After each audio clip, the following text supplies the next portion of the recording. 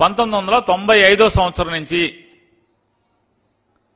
2020 సంవత్సరం వరకు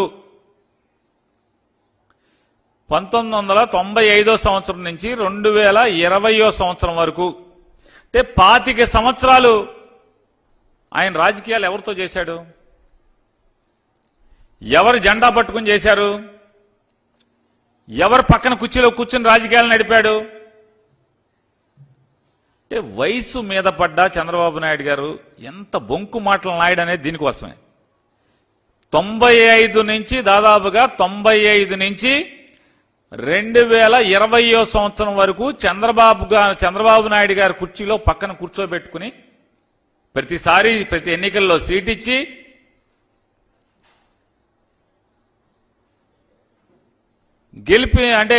గెలిపించుకుని తనతో పాటు తిప్పుకుని రాజకీయాలు నడిపి ఇవాళ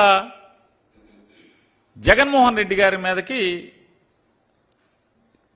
బురద పూసేటువంటి కార్యక్రమం ఏమంటారు? తప్పుడు మాటలు కాదా ఇవన్నీ? చంద్రబాబు నాయుడు గారు తప్పుడు మాటలు కాదా ఇవి అంటున్నా. అంటే మీ దగ్గరుంటేనేమో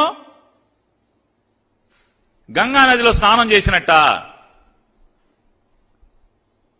25 ఏళ్లు మీ దగ్గర అంటే మీరు ముఖ్యమంత్రిగా ఉండంగా ఈ కేసు ఎఫ్ఐఆర్ కట్టిన ప్రభుత్వం ఎవరిది? ఆ టైం ఎవరు? ఆయన ఏ పార్టీలో ఉన్నారు? మీరేమన్నా పోనీ ఆయనకి టికెట్ లేకుండా ఆపారా? 96లో జరిగింది కదా, 99లో ఏమైనా టికెట్ ఆపారా? పోనీ ఎప్పుడన్నా ఆపారా? 2014లో టికెట్ ఆపారా? అప్పటికి ఆయన ఆ కేసులో ముద్దాయిగా ఉన్నారు కదా తోట త్రిమూర్తులు గారు. అంటే మీ దగ్గరున్నంతసేపు గంగా నదిలో స్నానం చేసి పునీతుడైపోయినట్టుగా ఉన్నారు. వైఎస్ఆర్ కాంగ్రెస్ పార్టీలోకి వస్తే మాత్రం వెంటనే అదేదో జగన్మోహన్ రెడ్డి గారే పక్క నుండి ఆ చర్య చేయించినట్టుగా ఇవాళ ఈ బొంకు మాటలు మాట్లాడుతున్నారు. ఈ బొంకు మాటలు చంద్రబాబు నాయుడు గారు. ఇంతకన్నా అంటే ఇంత చండాలంగా ఇంత అసహ్యంగా మాట్లాడేటువంటి రాజకీయ నాయకుడు భారతదేశంలో ఎవడన్నా ఉంటాడా? ఆయన మాట్లాడతాడు,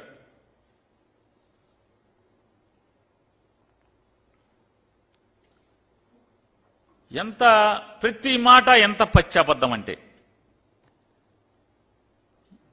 నేనంట నీతులు నానేనంట ఆయన్ని బూతులు తిడతాకే నాకు మంత్రి పదవి ఇచ్చారంట.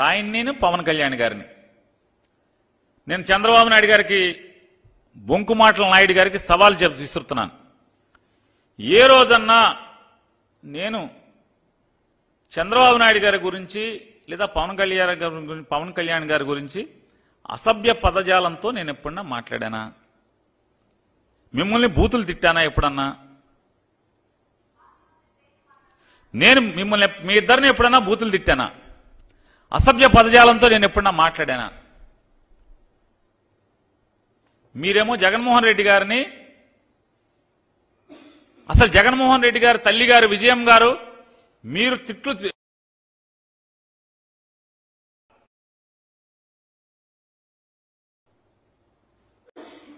పచ్చిగా మాట్లాడతారు. మీరు ఎంత మాట పడితే అంత మాట మాట్లాడతారు జగన్మోహన్ రెడ్డి గారిని. జగన్మోహన్ రెడ్డి గారి పార్టీ జెండా మోసేవాడిగా, ఆ పార్టీ శాసనసభ్యుడిగా, తన సహచర మంత్రిగా మీకు కౌంటర్ చేయకూడదు. మిమ్మల్ని ఎదురు ప్రశ్నించకూడదు.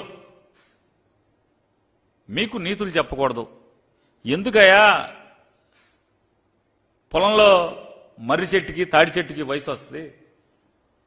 కనీసం 10 మందికి ఎవడికోడికి ఏదో ఒకటి ఉపయోగపడుతుంది మనుషులకి. కనీసం ఇంత వయసు వచ్చి ఈ రకంగా మాట్లాడటం కరెక్టేనా అని మిమ్మల్ని ప్రశ్నిస్తే నేను నీతులు నానిని, మిమ్మల్ని బూతులు మాట్లాడతాను. ఏం బూతు మాట్లాడాను ఏ రోజన్నా? చంద్రబాబు నాయుడు గారు మిమ్మల్ని, పవన్ కళ్యాణ్ గారు నేనేం బూతులు మాట్లాడాను? మిమ్మల్ని ఏం బూతులు మాట్లాడాను? ఇంకా మీ వయసుకి తగ్గట్టు ప్రవర్తించకుండా 75 ఏళ్ల వయసు వచ్చి 14 ఏళ్ల ముఖ్యమంత్రి అని చెప్పుకునేటువంటి మీరు ఎంత కిరాతకంగా నా కుమారుడు పేర్ని కృష్ణమూర్తిని మీరెంత దిగజారి మాట్లాడుతున్నారు. నా కొడుకు గంజాయి అమ్ముతాడా? ఇంతకన్నా ఎందుకు వయసునేది? ఈ వయసు, ఆ వయసు ఒంటి మీద వయసుకి తగ్గ మాట్లాయి. మరి ప్రజాసేవ చేయాలనేటువంటి ఆకాంక్షతో, బలమైన ఆకాంక్షతో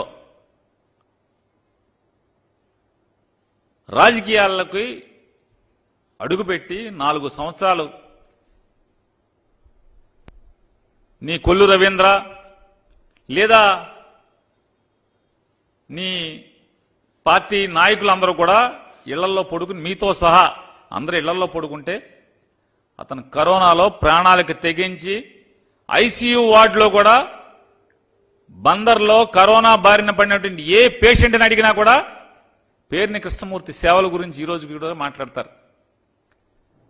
కరోనాలో ప్రాణాలు పోతుంటే ఐసీయూ వార్డులోకి వెళ్లి అందరితో పలకరించి అందరికీ స్వాంతన మాటలు చెప్పి, మీ ఇంట్లో వాళ్ళు బయట నుంచునున్నారు, వాళ్ళు ఈ కబురు చెప్పమన్నారని మీకు వీళ్ళ ఫోటోలు తీసి వాళ్ళతో మాట్లాడి వీడియో తీసి అవన్నీ కూడా వాళ్ళ కుటుంబ సభ్యులకి చూపించి, ఇదిగో మీ ఇంట్లో మీ నాన్నగారు లేదా మీ భార్య గారు, మీ కొడుకు ఇదిగో ఇలా మాట్లాడుతున్నాడు, ఇదిగో ఇలా ఉన్నాడు అని చెప్పి దాదాపుగా